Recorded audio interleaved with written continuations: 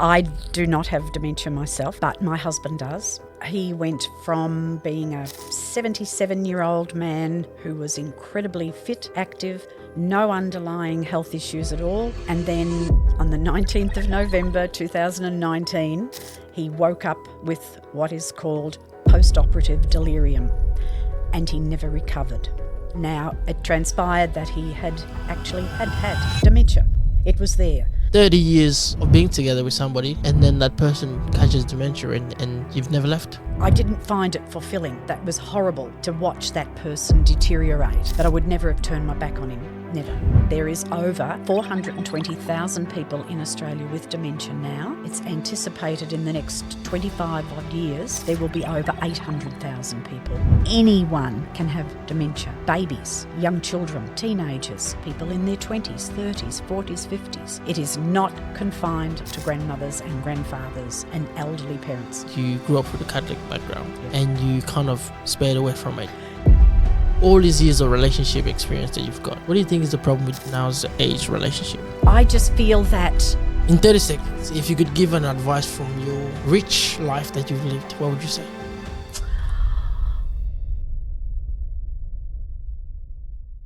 Welcome to the Discover You podcast. We're back today again with a special episode. I've got with me someone exceptionally special, as you know. We're here only getting the best of the best in terms of guests, and we're here to understand stories and understand this journey of fulfillment that we're all going through in life. I've got with me Jill. Yes, hi. How are you doing, Jill? I'm doing good, thank you. Are you excited to be here today? I am, actually. I Yeah? think it's a fabulous opportunity to talk a lot about dementia, to raise the profile in the community, and go away to destigmatise the topic. And that's one thing I'm very focused on in my life at the moment. Yeah. Because it creates issues for people who have dementia and for carers and families. So, yeah. So this episode here is sponsored by Dementia Alliance, and I just want to shout out to them and everything they're doing for the Discover You podcast. And just to get started, Jill, I like, instead of introducing you to the guest and saying she's this, she's that, she's this, I like yourself to do that introduction and for you to let the guests, let the viewers know who you are. Okay. And so if I was to ask you a question and say, who's Jill? Okay. How would you answer that? Oh, boy. She's pretty complex, but she's she's the crazy grandmother, and she's, but still an individual. And having gone through to reach my age, as I am now, I, like everyone else, have had the ups and downs. Yeah. But I like to think that I've had the resilience to come through them all.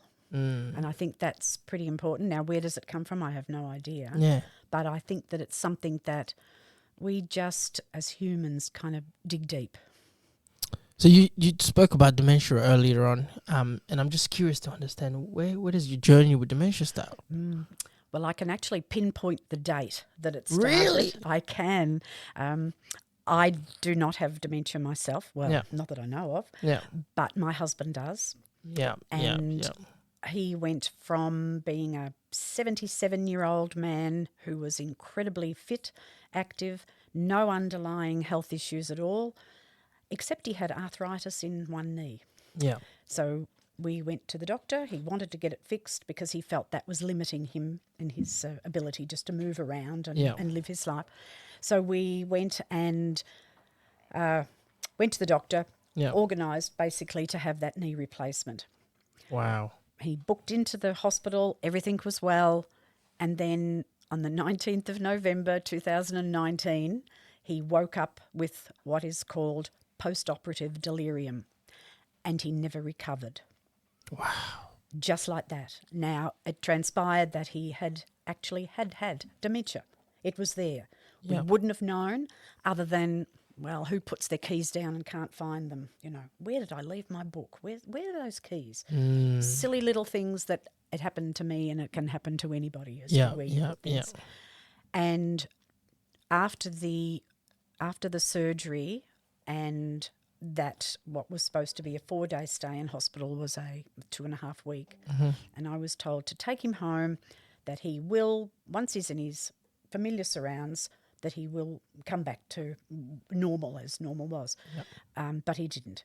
So the anxiety, the hallucinations, the dreadful situation that we found ourselves in overnight. Wow. And that was not the norm for people who have dementia. It's a slow story. It can be little things. It goes from the keys to the this to the lot of things. And it can take, I don't know, everyone's different, 2 years, who knows, till you get to a point that we have a real problem, whereas ours started straight away. So you just got hit in the face straight away? Absolutely. No preparation, no nothing? No, I had no experience with dementia at Wow. all. No grandparents, no great uncles, no one in the family that I had any direct or indirect contact with that had dementia. What did that do to your family? Oh, well, we had family interstate, grown children with families living in the territory, and we were in a remote location in the territory. Wow, even harder. That was the challenge. There was no support. We had support. We have a family, a lovely tight-knit little community that people would come and visit. Even as he was deteriorating, he could still interact with people. But as far as medical and social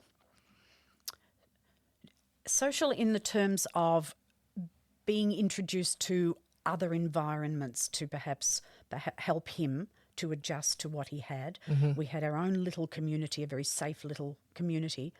But as I saw that deterioration, I knew that our lovely little community couldn't offer the ongoing medical support that he needed. It just went on. And we went from being in that location for 7 years with our circle of friends and activities to having to relocate 400 kilometres away to Darwin and basically start to get the help that I felt that he needed and that I needed because I couldn't do it on my own. Just for background, you said you've got kids and grandkids as well? Yep, I do. How big is the family? My husband has 3 children. And I have 2 boys. The grandchildren are from my side of the family, although it's a blended family. Nice. So the 2 boys, one lives here with his family in Darwin. One he lives on a remote location. And so we don't see a lot of him, but he's still in touch with us, of course. And, so support from family, I would say emotionally, yes. But they weren't in a position to, Mum, we'll sit with Pop while you go and, I don't know, have a coffee, have a haircut, something. There was none of that. There was none of that. So it was pretty full on for yourself. Pretty full on indeed. And the fact that it took so long to get the support that was needed, that in itself compounded for me because I'm trying to be his support system. Correct. But I did feel very isolated. Yeah. So you're being the support system and you also needed somebody to support you as well. Yeah, it would have been really good. Yeah. So what do you wish would have happened in that state that didn't happen? I wish he had that surgery. And he used to say the same thing too, because at those earlier stages he was aware that there was an issue. He was aware that he would say to me, why can't I remember things? So he was cognitive enough to know that he wasn't remembering. Wow. And that's probably more confronting. I think it caused more anxiety for him because he couldn't remember things. He couldn't remember names of friends and that was the hard part for him. Yeah. And so your journey from there, you find out he's got dementia. You do everything goes on. You move on all the way to Darwin to get some support. You get here. What has Dementia Alliance done for you since you've been here? It's my involvement with Dementia Alliance has been relatively new. Although once we had the diagnosis officially after the scans and what have you were taken, I reached out to Dementia Australia. And they were wonderful. Wow. They were really good.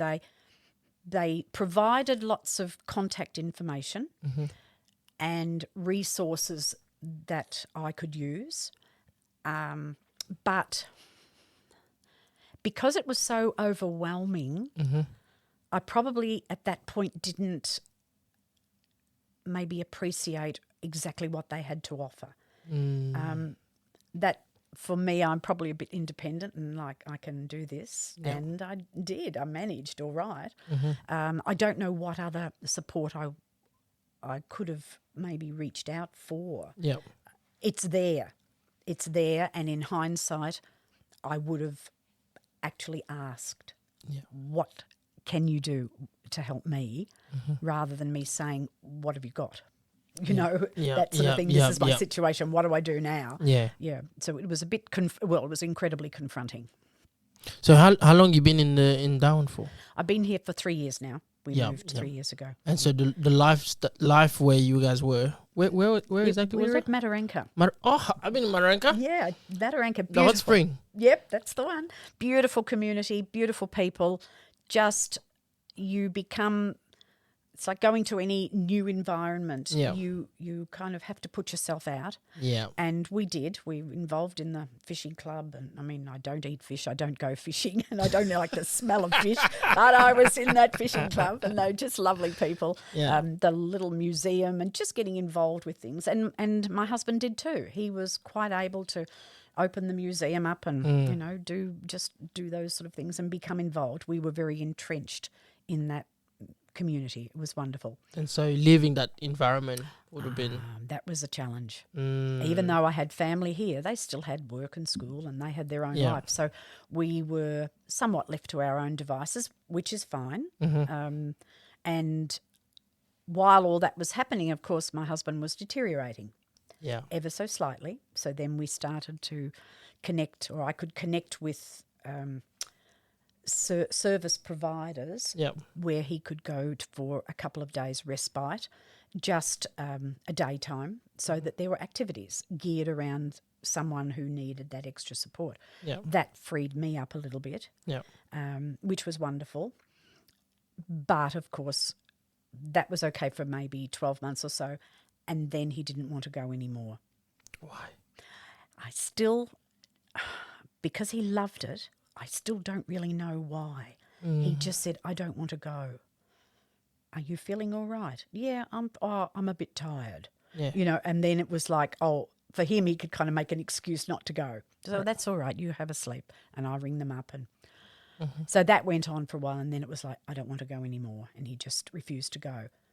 And what did that mean for you guys? Wow, that was my little bit of independence that I had for maybe 2 or 3 days. 2 or 3 days a week. That was gone. I went back to 24/7 as the care provider. Wow. And that was really, really challenging, because all the while, one of the things that dementia sufferers have is what they call shadowing. And that really is, they follow you everywhere. Everywhere. I have a sewing room, and sometimes I would be in there sewing, and you have a feeling that someone's watching you. Correct. Well, I would turn around and he'd be there at the door, just standing there, and I'd say, "You okay?" "Yeah, I just wondered where you were." "Well, we have a little townhouse and it's not very big, and I wasn't going anywhere, but he just needed that presence, needed me to be there. What do you think the presence does for him? It's a comfort.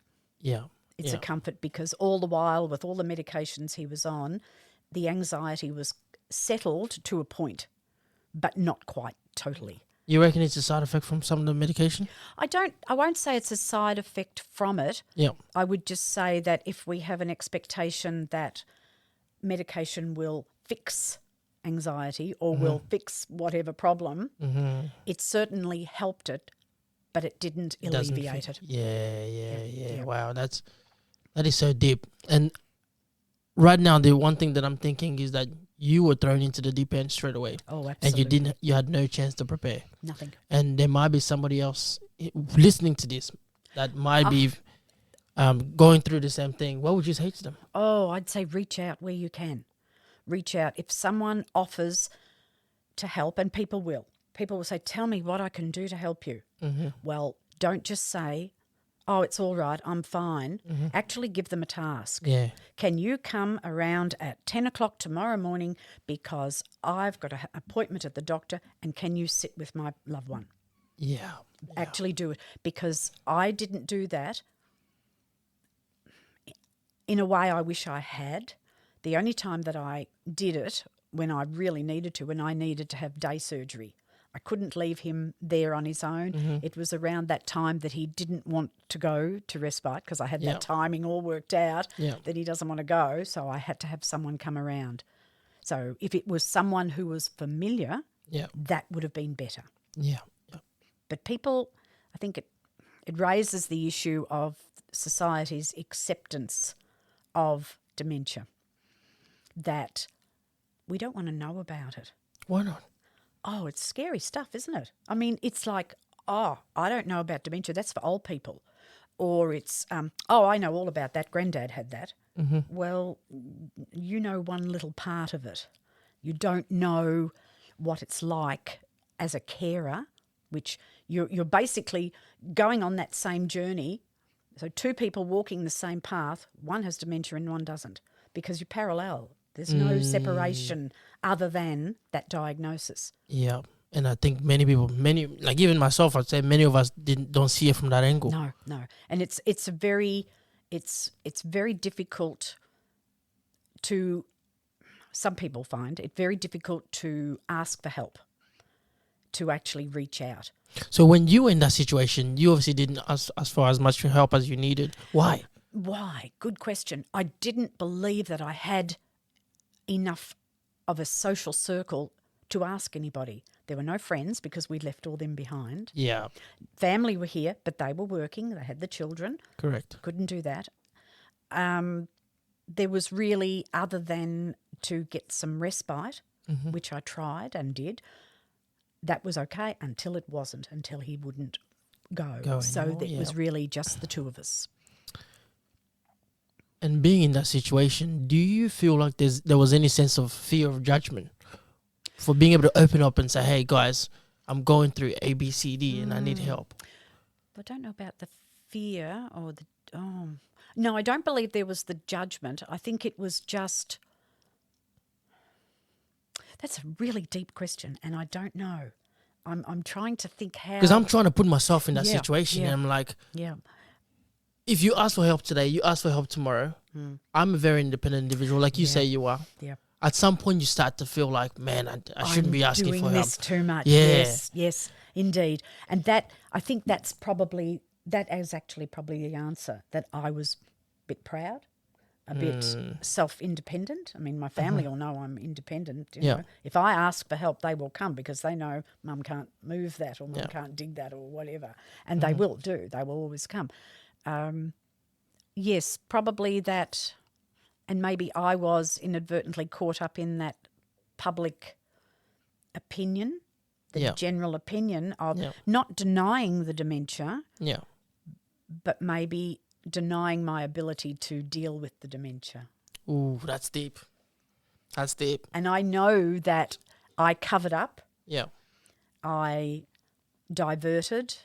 I masked a lot of the behaviour before he was diagnosed.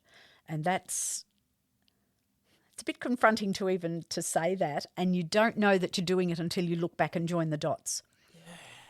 And then you see, oh yes, we'd have a conversation at a social gathering and he would make a statement right out of left field that had nothing to do with what we were talking about. Yeah. So I'm doing the quick calculation. Oh, not too sure what you mean, hun. Oh, I get what you're saying. And you're linking that with such and such, and tie it in. I think I'm a whiz at that. Tying what he said into what that general conversation was. So that he flows, to make him to feel cover it up. part of that, and not to have someone judge him for what the heck's he talking about. I didn't want that for him. It was my way of protecting him, I think. What part of it is it protecting yourself also? In your image? Maybe it was too. Because I see a lot of myself in you as you're talking. I'm like, maybe I would have acted the same way. Yeah, and maybe that is. I knew that he had some insecurities, and maybe deep down it was for me too. I suppose we do that for self-preservation. Correct. But I can see that I did that openly to protect him, Correct. to make him included, because he did socially, he struggled a little bit. Yeah. He would be the one at a function, he'd be happy. I could be doing anything at any function. He'd be happy in the corner reading a book. He was just that sort of person. He wasn't overly social. Yeah. But if he was engaged in a conversation, I loved it. Wow. Yeah. So there's dealing with all of those human elements, Yeah. and then this damn dementia just creeps in and changes the whole dynamic.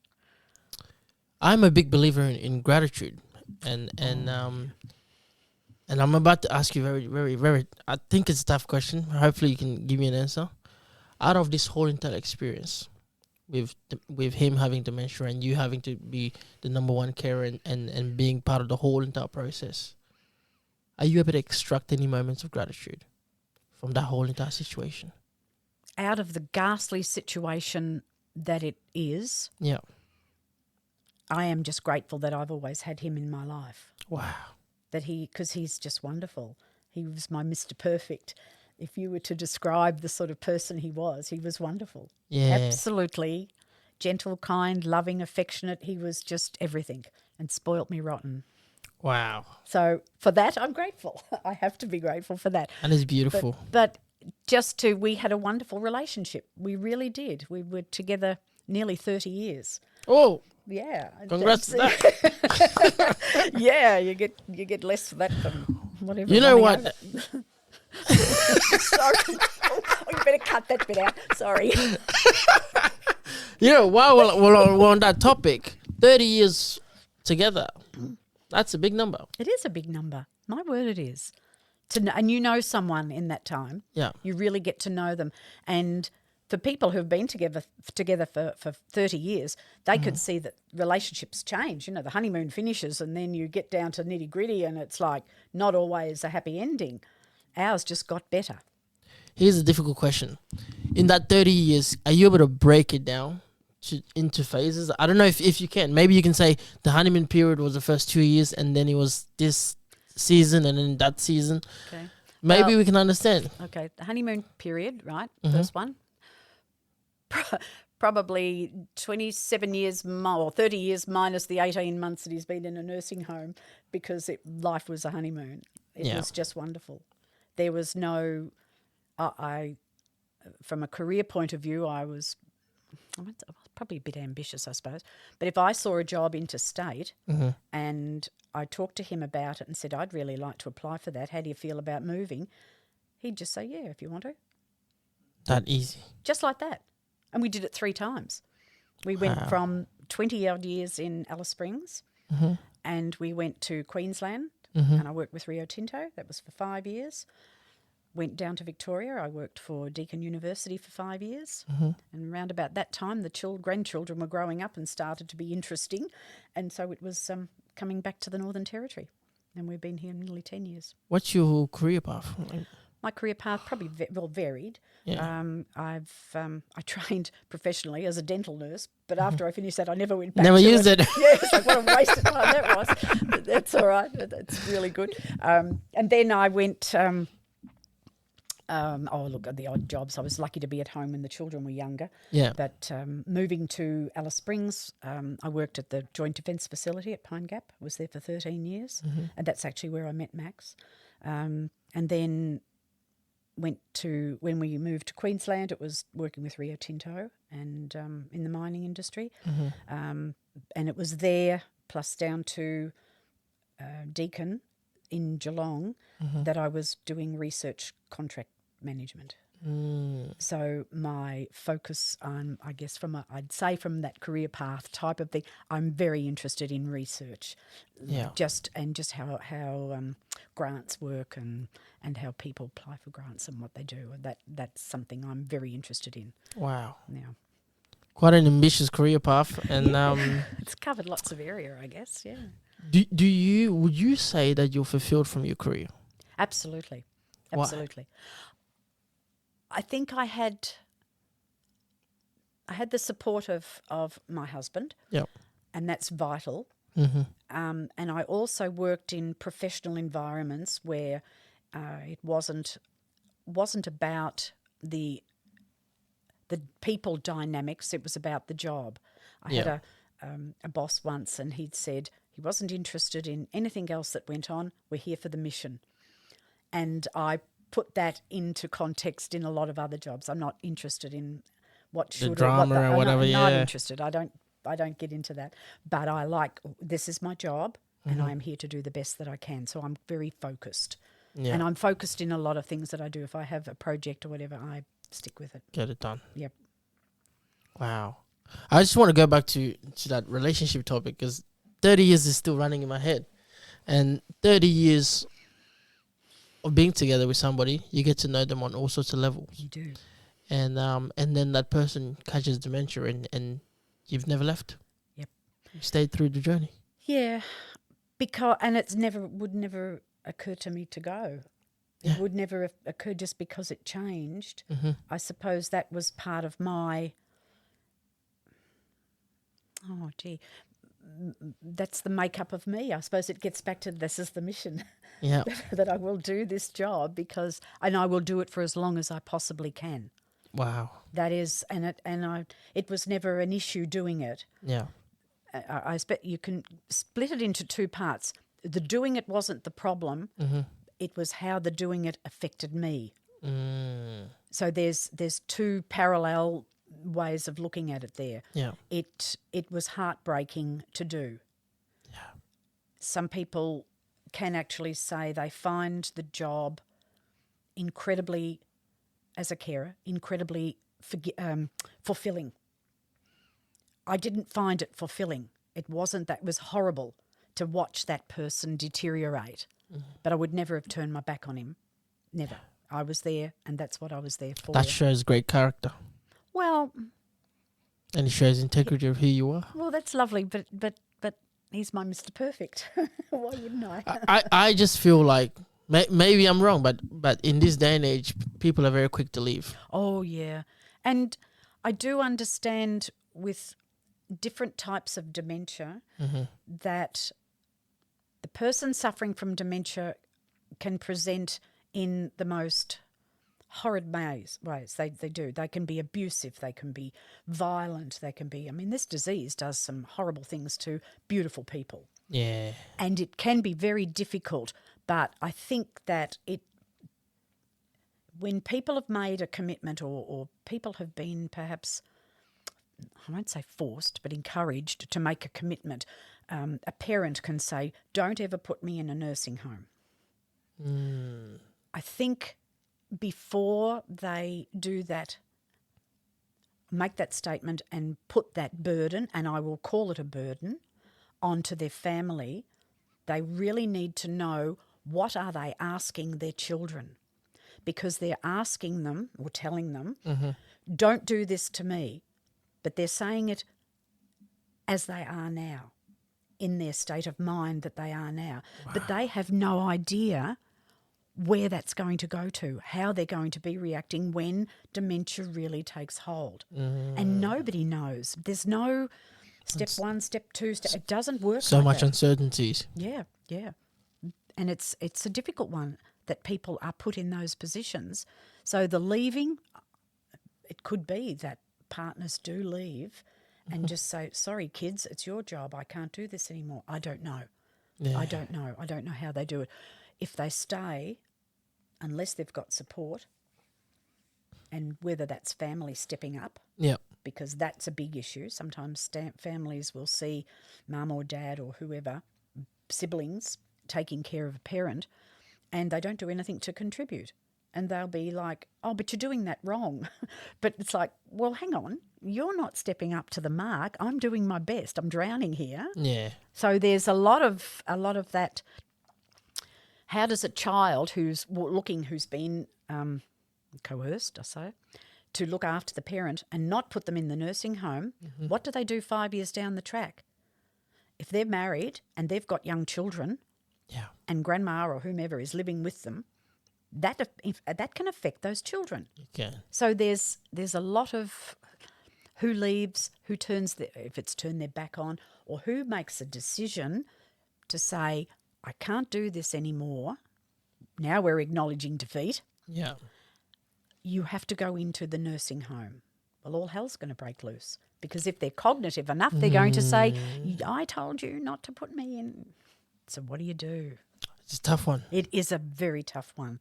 And it's not going to get easier with the numbers of people in the country now that have dementia. Is the number increasing? Oh, absolutely. There's someone will probably correct me, but there is over 420,000 people in Australia with dementia now. It's anticipated in the next 25 odd years there will be over 800,000 people.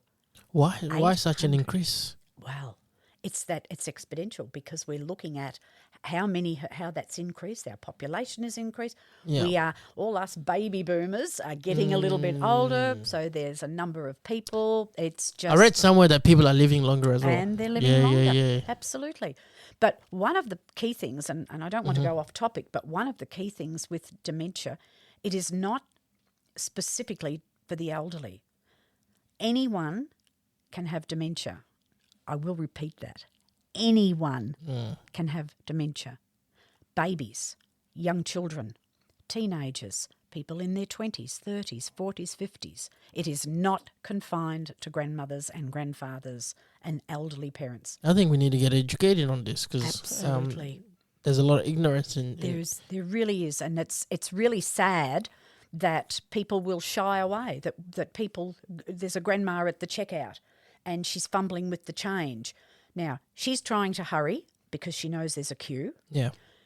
She's of a generation where you try to give the right money to people because it's going to make that person's job easy. Person behind just wants their carton of milk and loaf of bread, and they want to tap and go, and they're getting impatient. Yeah. Now we've got anxiety coming up. So this poor little soul, all we need is a little bit of Kindness. just kindness, Yeah. bit of understanding and patience. The community, I will say, the community at large are the problem, but the community are the solution, because it's about that awareness and being aware that don't walk past the sign that says, Dementia Australia or Dementia, whoever's promoting it, the Alliance. Don't walk past it without at least giving it a thought that it can happen to anybody. Well, how can we create a space where we can educate the large majority of people? I believe it's word of mouth. I Yeah. just think it's a conversation that needs to be had, not the gloom and doom, but the fact that this is real. It is part of the community. There was the big campaign some time ago on the mental health with Are You OK? Yeah. So you may remember when that was all introduced. And people will do that now because we understand that that is in the community. Many years previously, people didn't talk about cancer. There was no talk about It was like cancer. a taboo topic. It was and this is no different. So we're getting a generational thing here. Yeah. It went from cancer, it went from mental health, dementia. It is the number 2 killer in Australia, Wow. and the number 1 killer of women in Australia. Women more than men. Yes. Now, Wow. why is that? We don't know. And that gets back to research. But these are statistics. This is, if anyone wants to go onto Dementia Australia website, you would be surprised the amount of information that is there that no one's ever heard of. Why do you think people want to shy away from the information and they don't want to talk about it? They don't want to. Yeah, because we don't want it to happen to us. It's a bit of fear of There's unknown. a fear. I don't know. Yeah. And that can be the same as it was with mental illness. If I don't talk about it, if I don't think about it, it goes away. But that's not the case. And it doesn't go away. Who would have thought in our modern society that dementia would be the number 1 killer? We talk about heart disease, we talk about breast cancer, all these things that we think are the number 1 killers, and it's dementia. You know, this is scary. You know why this is scary? Because if you've already got a perspective that I don't want to talk about it to avoid this happening to me, you're used to keeping it on the down low. And if it does happen to you, you don't want people to know about it. That's right. That's right. And you want to protect yourself and your image as much as possible. And that's what dementia sufferers in those early days will do. They know something's not quite right. They know that they're forgetting. It can impact what they do at work. It can impact their social life, how they interact with people. They may have anger outbursts to their friends. Yeah. The friends have never experienced that. So now we start to get a little bit of community pullback, that they kind of distance themselves, thinking that so-and-so's had too much to drink and look what he's like when he's been drinking. Yeah. Whereas it may not even be anything to do with not. that. It's a very big unknown. And this is what I'm thinking right now, is that maybe we as a community need to learn how to separate the condition from the individual. Maybe that's the problem. Well, maybe, yes, yeah. Maybe that's what people are so afraid of, the label and what the label is going to do to their life, that if we learned as a community to separate the condition from the individual, we can love the individual regardless of the condition. Absolutely. Absolutely. If you recall recently, the last 2 years, Bruce Willis. Now, Bruce Willis was, we were told, had aphasia. Now, not many people know what aphasia is, but aphasia is part of behavioural variant frontal temporal dementia. Bruce Willis has dementia, but it wasn't called dementia. It was called aphasia. So you'd have to go along, look it up. Oh, yes, problems with speech, what have you. Yeah. It was dementia. It is dementia. Robin Williams was the same. We never heard that. We heard more on the suicide as opposed to why he felt the way that he did after the diagnosis. So it is a bit of a social cover-up. We have the media saying that Bruce Willis has aphasia, and yet you think from that high-profile person that everyone knows, if it was known he had aphasia, you tend to perhaps start to desensitise people to what that topic is, that, what is dementia? Oh, it's this. Then you start to, it's knowledge. It becomes knowledge. If people have a knowledge of what it is, it doesn't mean you're going to get it. It means you can identify and empathise with people that do have it. Yeah. There's I'm a big believer in the Bible, and it's a Bible verse that came in my head that says, people are destroyed because of the lack of knowledge. There you go. And perfect. And I just wanted to talk to you about your belief system, and you've got a really interesting perspective of life, and I want to know where that come from. What do you believe in? Do you believe in anything? Well, I'm not a religious person, but I have a very strong connection with the law of attraction.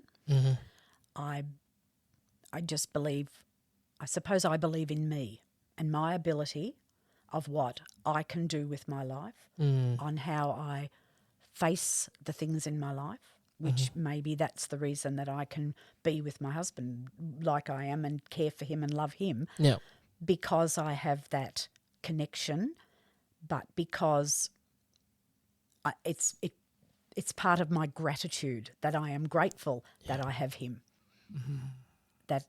So that I think we are more powerful, I'll use that word loosely, but powerful than what we really think we are. And it's all about positive thinking. If we tell ourselves we can do it, we'll just do it. So not. The law of attraction is an interesting one, because I've seen videos of people saying, if you're feeling negatively, just go in the mirror and say something positive and just repeat it. I'm good. Do you think that works? There's various levels within the vibrations that you have. You can be from the depths of despair to the heights of euphoria. And you can't jump from the bottom to the top. But you can. This one can make you feel better than that one can make you feel better than that. Wow. You just do it in the steps. Someone once said, if you're not feeling good, think about a baby, preferably one you like. What if you had a baby? That's not a good... That could work for some people. Exactly. Think of one you like. So because it makes you smile. It does. It makes you smile, whether it's your children or your grandchildren or your kitten or your dog. What doesn't matter. When you're not feeling well, look at a nice picture. I don't like watching movies that don't make me feel good. I don't want that shock factor. I don't like that anymore. You don't like scary movies and stuff like that? No way. No, I can't stand them. I used to. But because it would, or something that's sad, my grandson visited last night and he's focused on being a pilot.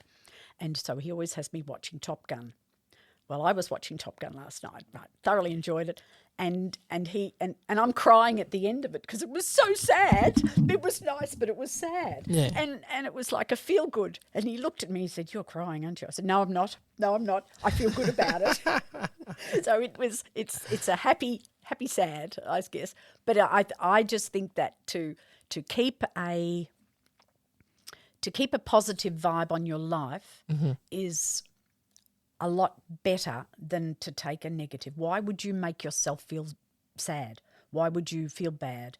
Why do people in a group get together and we talk about ailments? You know, oh, you've got that. Oh, mine's worse than yours. I've got that. Oh, I can't stand that. I don't like it. I don't like it. I might have more issues than Women's Weekly, but I don't. You've just reminded me of a bus ride that I had just maybe like 10 years ago when I was still in high school. I was jumped on this bus and I was heading home and the two ladies behind me and they were debating on who's diagnosed with more things. There you go. I couldn't comprehend what was going on. It was a flex. It was like whoever's diagnosed with more wins. Yeah, I was like, the one who dies first wins. It's like I don't get it. I just think let's just look. Yes, we may have these issues. We're getting a bit older. God knows I am. Yeah. But does it matter? Do I have to walk around with that mental attitude that, oh God, my back's worse today. Oh, my back, I'm going to sit down all day. Why would I do that? It doesn't make me feel good. Mental burden. It is. And it gets back to that law of attraction. What you think about is what you attract. So your back's getting worse. Well, if your back gets worse, what did I tell you? Of course it's getting worse because you've just talked yourself into it. But then you can justify and say, I told you so. I told you so. That's it. Told you that was going to happen. I knew it. Well, maybe if you said I'm in good health. Yeah. You know, I'm strong, I'm powerful, I'm perfect, I'm everything, I'm all these wonderful things. Yeah. Why can't we do that? That's just my way of, that's how I see it. How do you feel about external validation? Good question. Sometimes I think we do need a pat on the back. We need to be told that you're doing a great job. I don't think there's anything wrong with that. But we also have to have a mindset that I'm doing the very best I can and today is a win. And look at your wins and celebrate the wins. It might be just a little thing. Doesn't matter. It doesn't have to be a huge win. It can be, I got to park right out the front. I got to park right out the front today. So it's That's a win. What a win. And there's no parking meters. That's a double win. So small things. They're small things because they add up. And if you can look at your day, look back on your day and say, well, what was my win today? You know, I didn't burn the eggs. I didn't do, they're little things. But they have to go, to me, they go a long way compared to my life is down the toilet. You know, it has to be better. Have you ever asked yourself that question? Why me?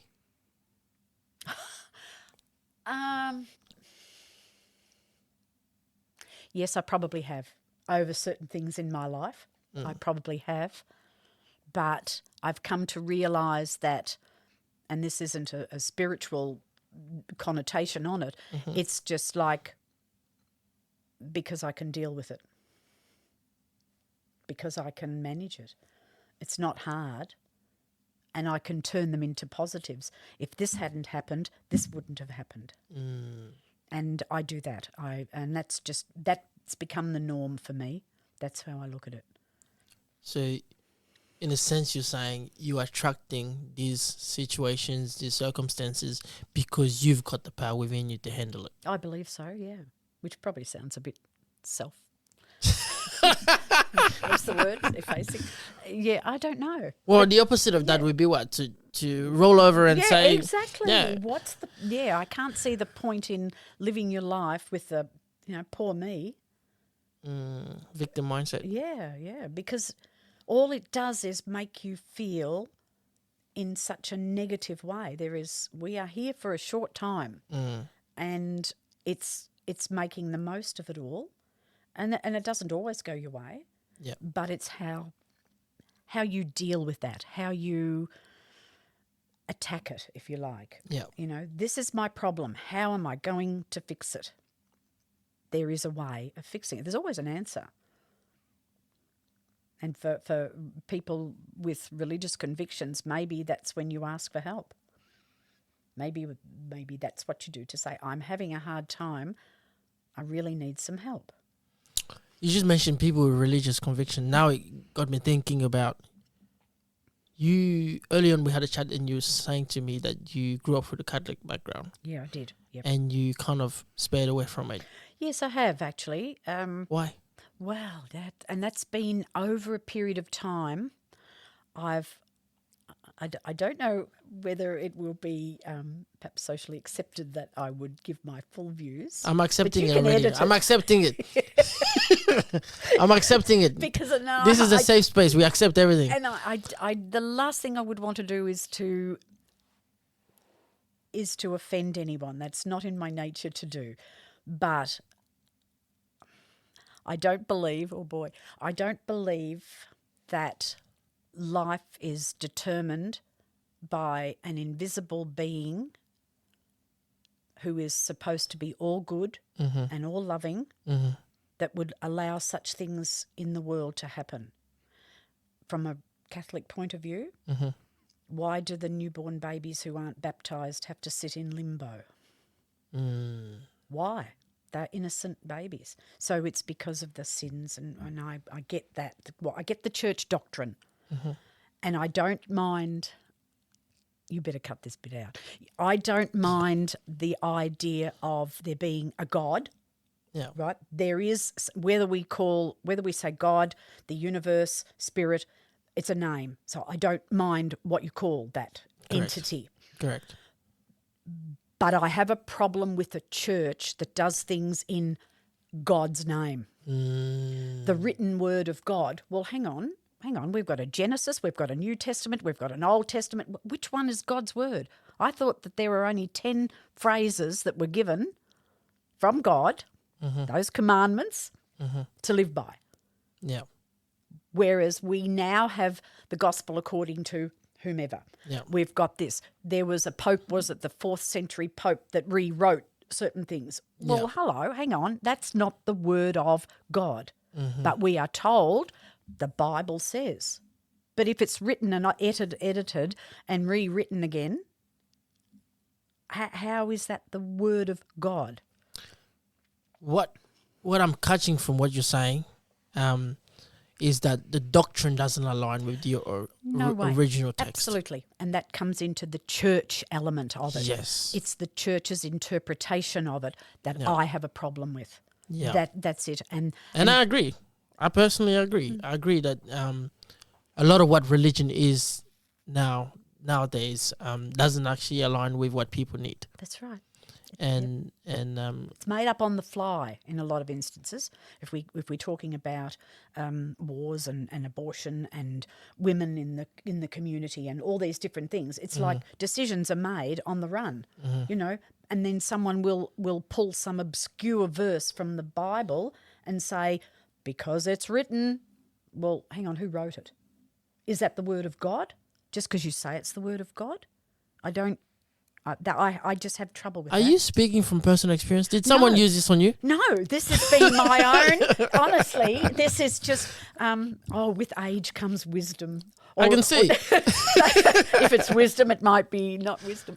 But I just feel that when I look at that, again, the law of attraction, if I want the good things to happen, I have the power within me. Now, the Bible will tell us that we are from God. Therefore, we have that ability, that spirit, that drive. So there's no disputing that. Correct. Well, if I am made from that same stuff, I have a power within me.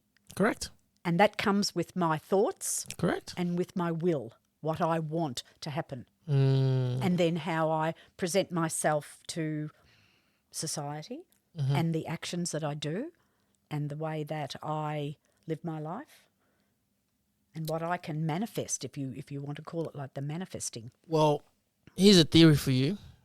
Let me know what you think about this theory. What if... So a lot of what you said is the doctrine they've got, this man in the sky, almighty or whatever.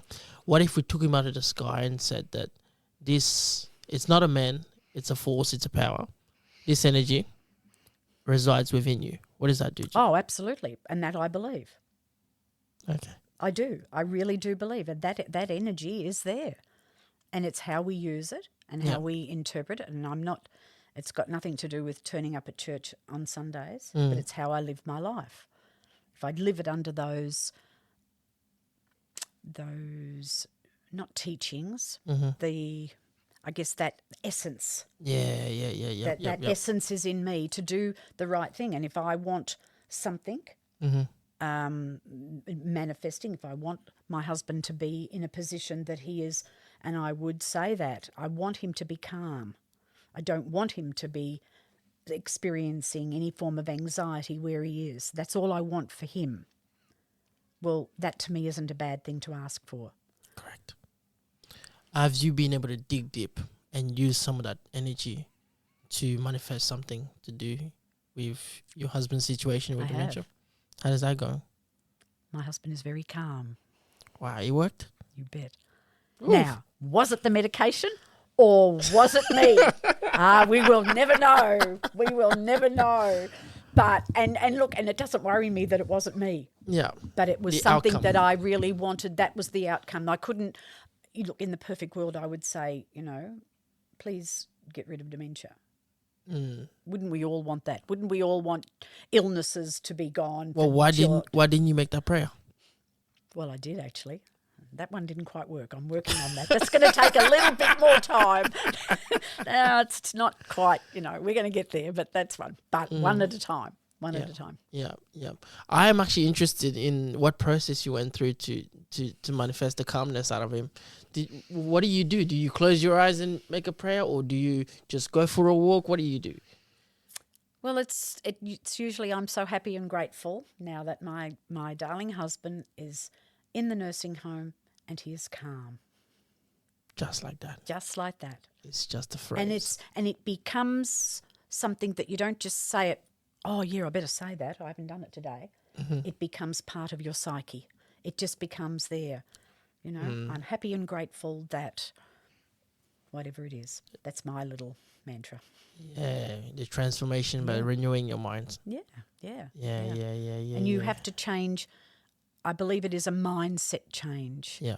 That, and again, it's keeping the negative out. I'm so happy and grateful that I've had a great day in the garden. I'm happy and grateful that I went shopping and I had a really nice conversation in the frozen food section with a lady I'll probably never see again. There are little things that we can be grateful for, and sometimes that in itself can make us feel better if we're not feeling perhaps as happy as what we would like to be. Let me hit you with this question. When's the last time you cried? I cry every day. Really? I do. I'm not going to do it here, right? I cry because I'm very sad that I am at home and my husband's not with me. Wow. That's a sadness. But I guess I deal with that because I'm happy and grateful that he is comfortable and looked after. Yeah. So I think that it doesn't matter all the positivity that you have doesn't stop you from feeling the sad, but it's not dwelling on the sad. What's the difference? Oh, I think you can look at that and say, if you dwell on it all the time, it becomes too all-consuming. And I suppose I'll say I've trained myself. It's just repetition. Anything. Yeah. You learn two ways. It's sudden impact or it's repetition. Yeah. And the repetition of being grateful for the things that I do have now. And then still feeling the sad. The sad doesn't go away, but then that's me being human too. You So can't you're not. still allowing yourself to be human. Yeah, you have to be. Yeah. You have to. We have to have a cry, but we also don't need to bog ourselves. Well, I try not to bog ourselves down. It's not cry, cry, cry. Oh, I've been there. Yeah. Sat on the couch, drank coffee, and binge watched TV in my PJs for 3 days. 3 days in a row. Yeah, 3 days. Marvelous how much Jesus. binge watching you can do. When was that? This is I'm probably interested in this story. 6 months ago. I was. Wow. It's only recent that I was in a really low place, and I tried my damnedest to get out of it, but there was nothing coming through. And on the third day, it was almost like a bit of a revelation that, okay, you've had enough of this. Now get off that couch. You know what? What word I thought you were going to use? I thought you were going to use the word resurrection. Oh, I don't know about that. Oh, now we're getting the religious thing going. Because you started, but you used revelation instead. Yeah, I so was it's like, a revelation. Yeah, she's not resurrecting. No way. You're like, on the third day, I resurrected. Hello. So, hallelujah. No, it wasn't like that. It was get yourself off that couch. You've got to sweep the floor, you know. It was like, come on, girl, clean up the house. For someone who was so fastidious, my house was a mess. So that was like, right, you've done this. Now this is not the way to live your life. So anyone who's like that, and I mean, I'm not going to judge anyone who can sit on the couch all day. I mean, good luck, really. But it's like, if that's not where you want to be, there is an alternative, and the alternative is... I used to do I don't go through low states very much lately, but when I used to go through very low states in the past, what I used to do to myself, I used to tell myself, I say, okay, you've got, if it's really, really, really bad, I would say, okay, you've got 18 hours or so to be as low as you want. Yep. And just feel whatever you want to feel. And I'll put a timer and so forth. Yep. Or you got half a day to do whatever. And then what will happen is when that alarm goes off, it will just be a flick. Yep, like, great. Okay, I've given myself Yep. enough time to just... Because I feel like you stay in a state much longer when you're battling whether I should be out, I should be in, I should be out, I should be in, I should be out. Exactly, because it's an inner struggle. Yeah, then. it's an inner struggle, yeah. Yep. So then I've learned to just tell myself, all right, you want to be in this state? Okay, stay in there then, but I'll give you a time. Yep. You've got 30 minutes to be in there. Yep. And it works like a charm. Yep. So, and I saw that time go down from 18 hours, whatever, to 12 hours, to 5 hours, to 30 minutes. And then now it's like, okay, 5 minutes. Yep. And then 5 minutes and you like, you know what's funny? When you try so hard to feel low, like, okay, now I'm going to feel low. Yeah. Your mind's like, okay, get out of there. Exactly. I've heard people do a very similar thing when it comes to grief. I will allow myself 2 weeks to grieve for the loss of someone special. Yeah.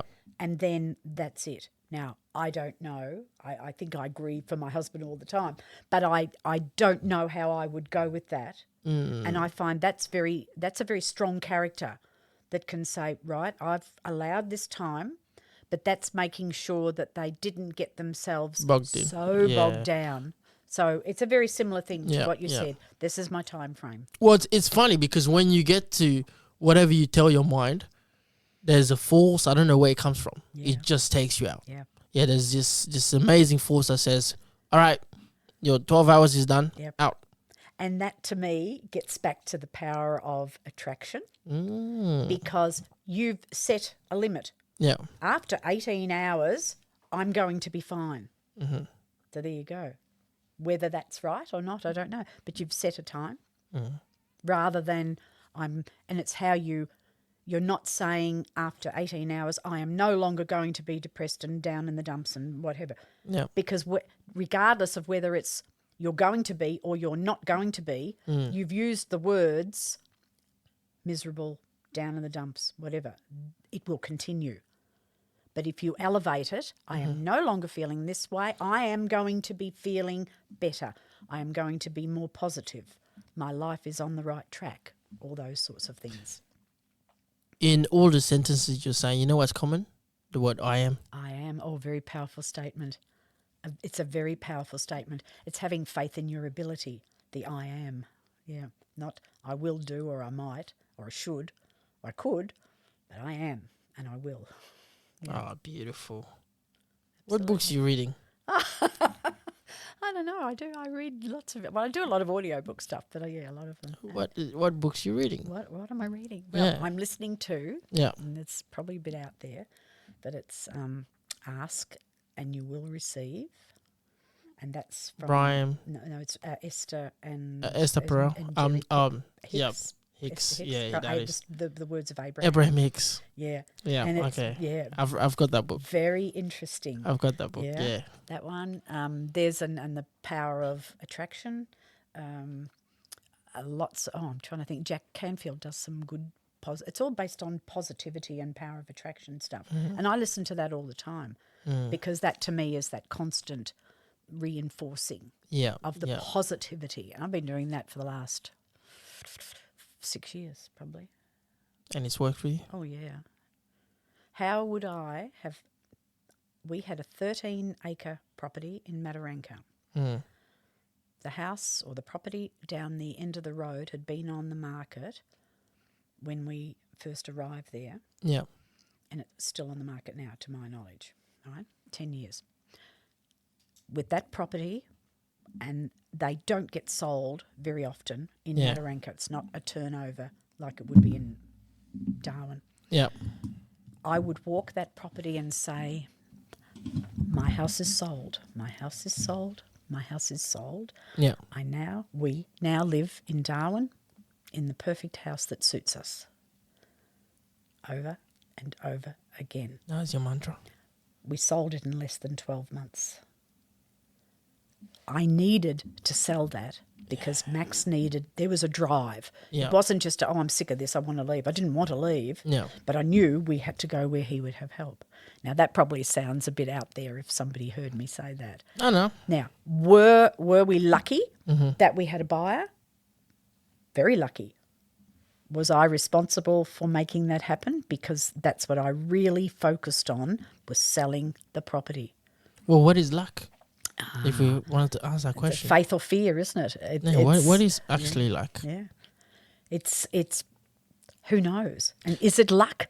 Is it luck, or is it just having faith that I have the faith in my ability to have this, to have the world, the universe, join those dots for me? Maybe luck is the name we're giving it because we don't understand the process. We don't know any other. That's right. Yeah.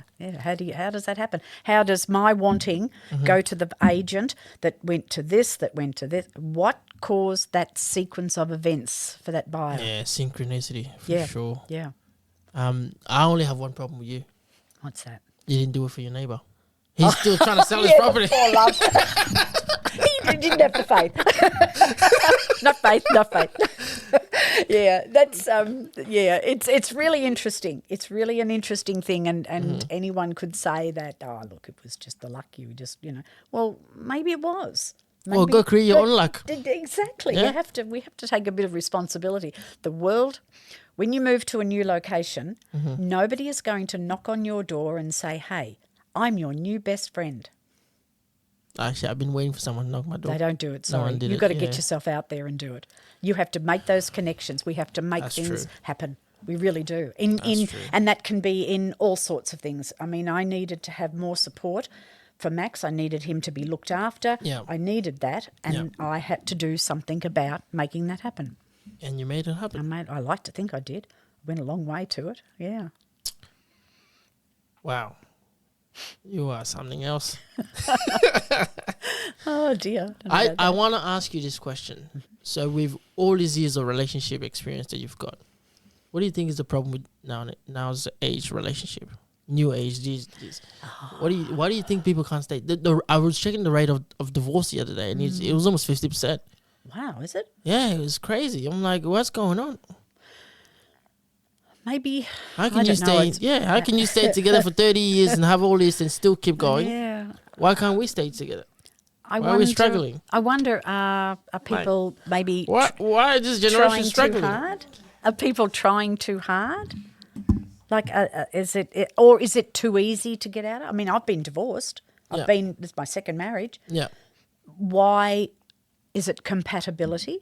Do you like each other to start with? Are you in too much of a hurry to get into a permanent relationship because you're lonely? I think looking at why do you want to get married?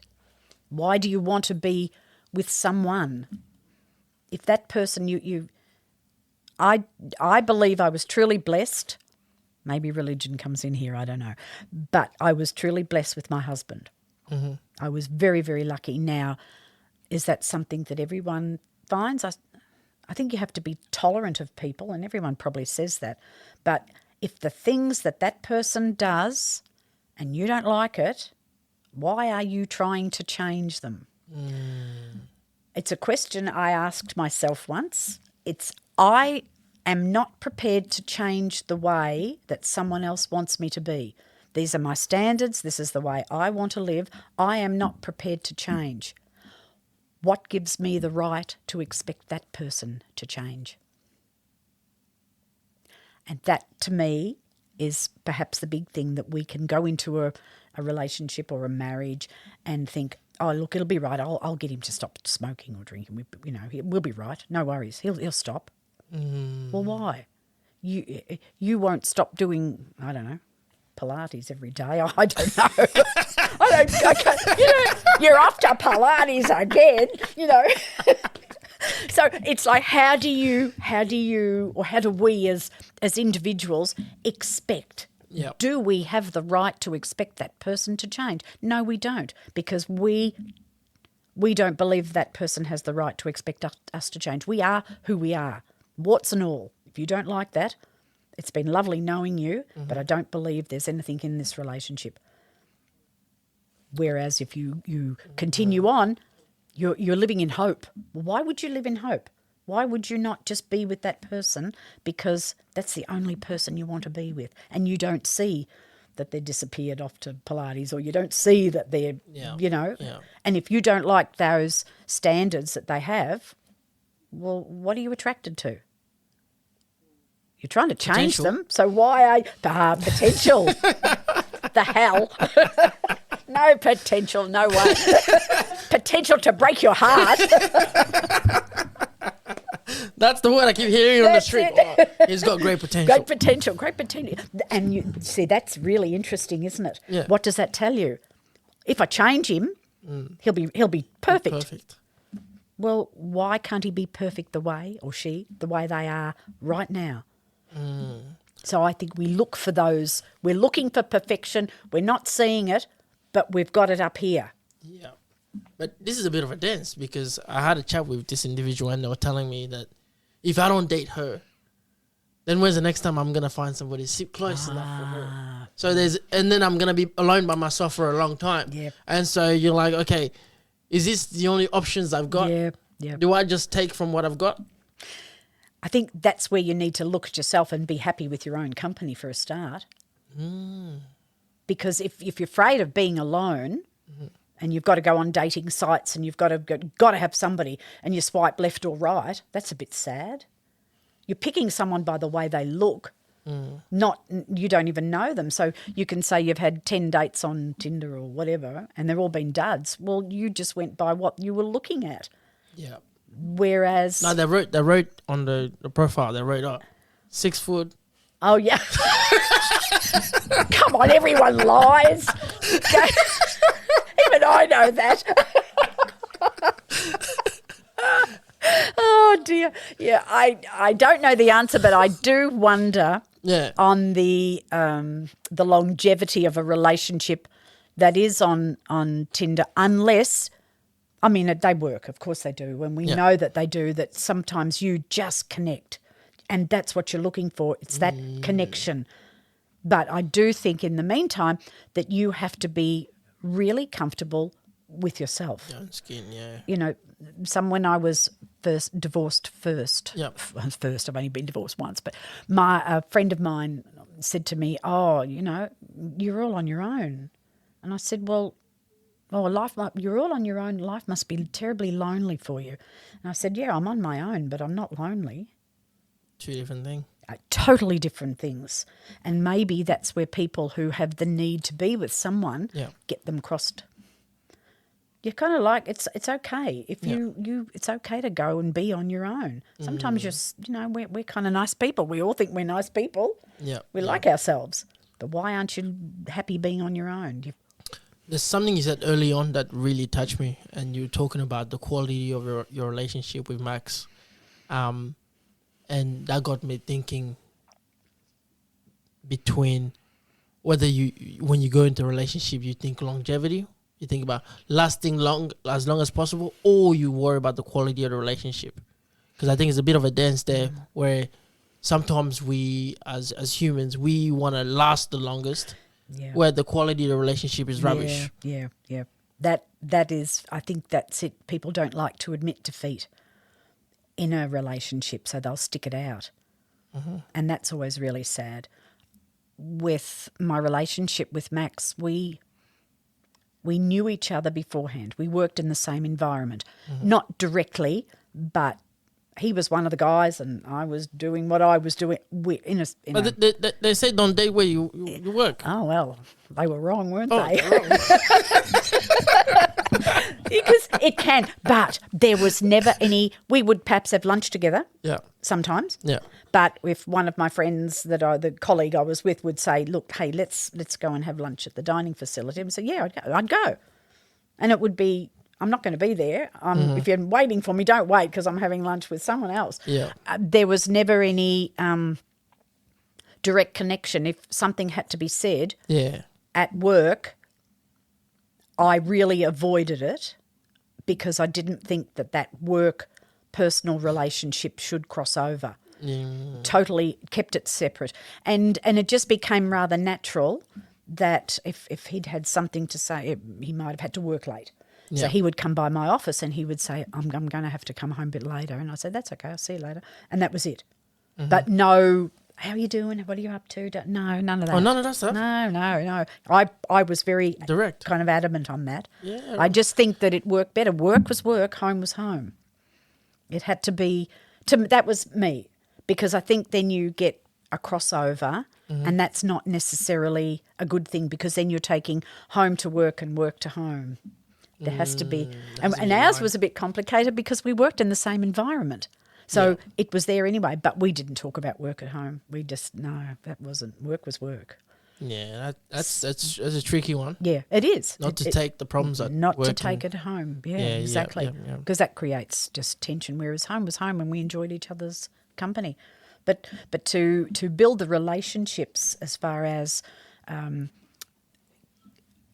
how you feel about somebody and how that develops, I believe, and probably because we did work together at once, before we got together, we were friends. It was just a friend without any romantic connection at all. I thought he was still married. He'd been divorced. I didn't know. Yeah. And he thought I was married.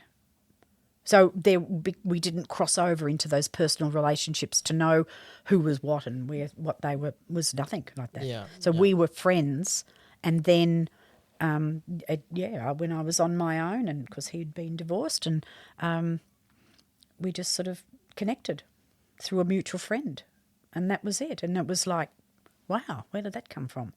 Because I wasn't, after being in a marriage, I wasn't looking for anybody. It's when you're not looking that you find the best thing, up. isn't it? Yeah. Why do you think that's the case? When you stop looking thoroughly to find something is when the best things come up. I think it's getting to, it gets back to that liking yourself, but you're not looking. You're not looking for someone to fulfill you.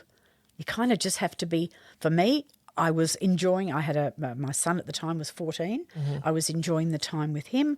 I was just enjoying, I'll say, my freedom and no restrictions, but I could do what I want. Yeah. And I liked my life. And I learned to like me.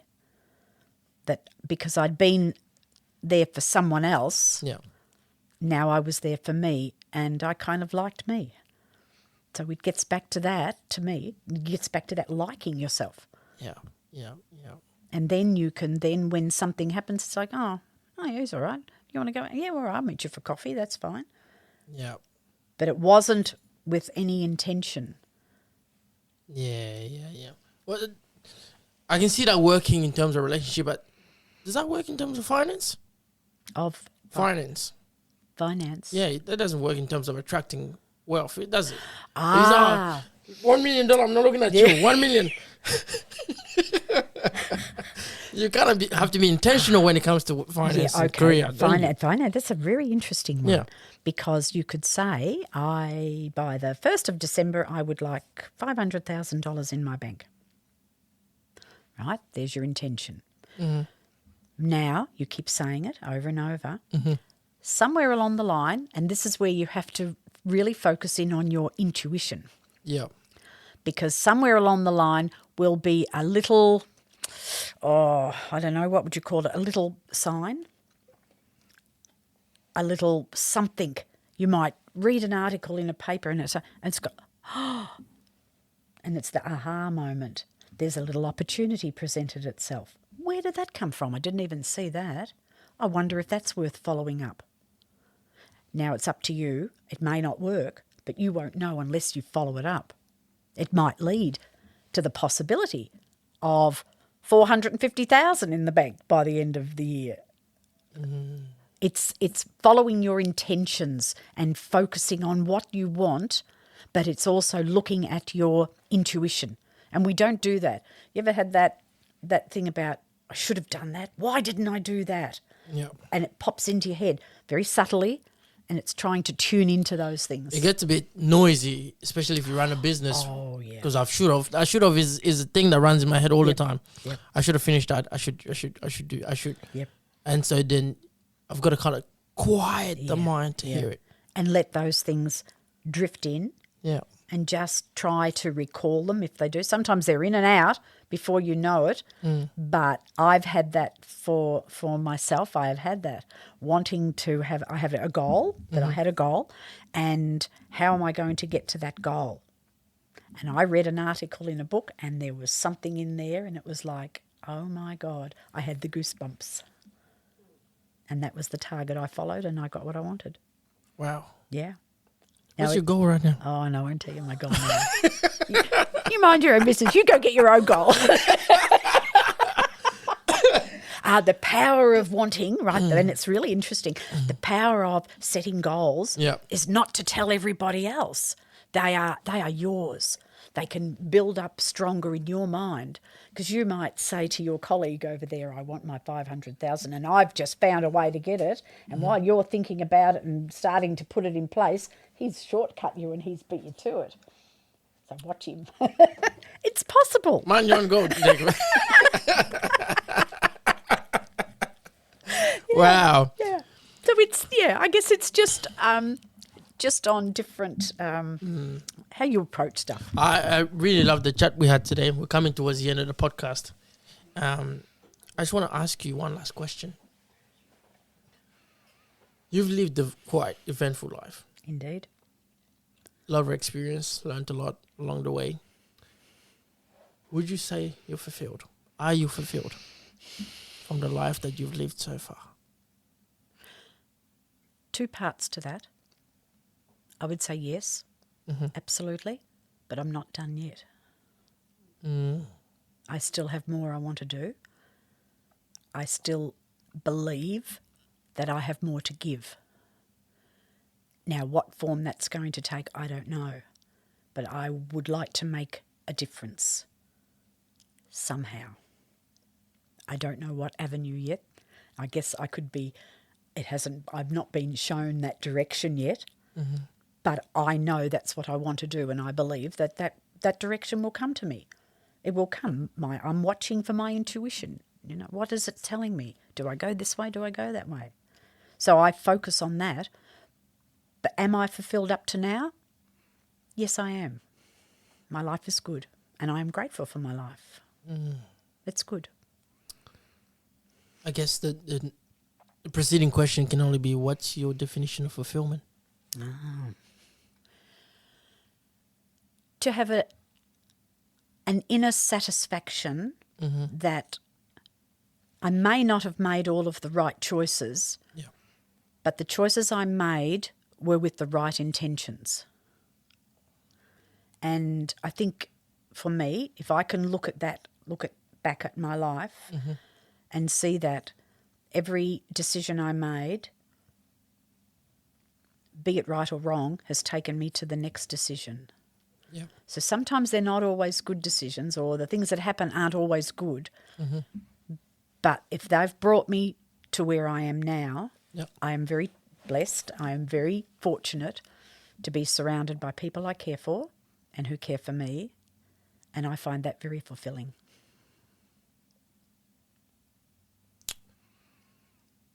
In a sense, if you look at it from that direction, then you've never made a mistake in life. Oh, I've made heaps of them. You bet I have. I've made some doozies. But... Hear me out. Hear me out. Okay. The reason why I say that is because you are who you are and where you are because of everything that happened. Absolutely. So in a sense, even mistakes Yep. were a blessing in disguise. They were. Absolutely. Every decision I made, Yeah. be it good or bad, Yeah. has taken me to the next one. Now, during the time from making that decision to when the good time come, we're talking a few years here, and you start to think, oh my God, why did I do that? Yeah. But it eventually, and I think that gets to that wanting better. Yeah. To have an inner striving for better, and not expecting it to fall in your lap, being aware that these little opportunities have presented themselves and you let them pass. So it doesn't hurt to take those little opportunities and try them out. Not always going to work. You might make a business decision and it might turn out to be the wrong one. Well, all right, you gave it a go. I think don't beat yourself up. A bit of grace, eh? Yeah. Just don't be hard on yourself when you do make mistakes. We're all going to make them. We're human, but it's just part of the deal. But I think it's looking to improve all the time. I've made mistakes in relationships. I didn't do it on purpose. I did what I thought was the right thing to do. Yeah. But then I moved on, and you improve, constantly striving. Have you heard of the saying that says, don't make permanent decisions for temporary situations? Oh, yes. And let's face it, life's pretty temporary, isn't it? Yeah. So just watch what it is. Yeah. Go with your gut feeling. How does it feel when you're doing it? If there's something that stops you, what is it? And if you don't know what it is, but that's your intuition telling you, oh, maybe not such a good idea. So let your inside become your compass. Yeah, your intuition. very important. I think we don't. They don't teach kids this stuff at school. They don't teach them open to up watch school for intuition, man. Yeah, that's the next thing. Podcast number 27. But yeah, it's. I think that goes a long way. And it might sound a bit airy-fairy to people, but we are in control of a lot of things. But as soon as we start to tell ourselves that it's out of our control, well, it is. Because you've just let it go. You're going to then be making decisions based on what other people want or think you should do. It's like with children. Parents can tell children, now, what I want you to do is you'll do this and you'll do that and you'll do that. Not necessarily because it's a good thing for you, the child, but as the parent, it's going to make me feel really good if you do that. Yeah.